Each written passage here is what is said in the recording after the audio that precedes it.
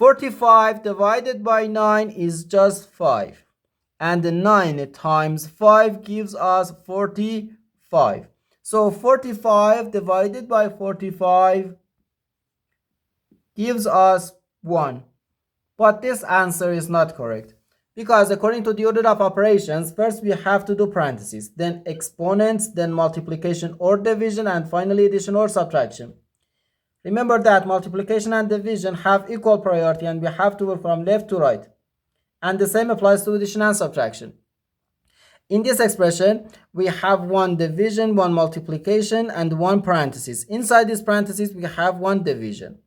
Here we have a multiplication because in mathematics, when a number is placed next to parentheses, it means multiplication, and we usually don't write the multiplication sign for brevity. Okay, so according to the PEMDAS, first we have to do this parenthesis, then this division, and finally this multiplication.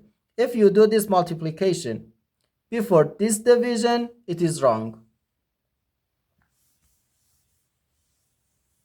So first this parenthesis. Inside this parenthesis, we have 45 divided by 9, which gives us 5. So 45 divided by 9 times 5. Now we have one division and one multiplication.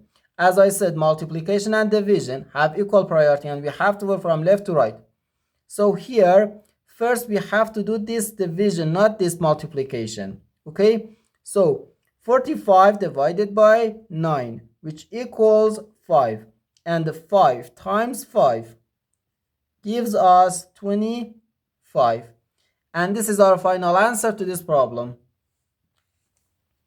The correct answer is 25.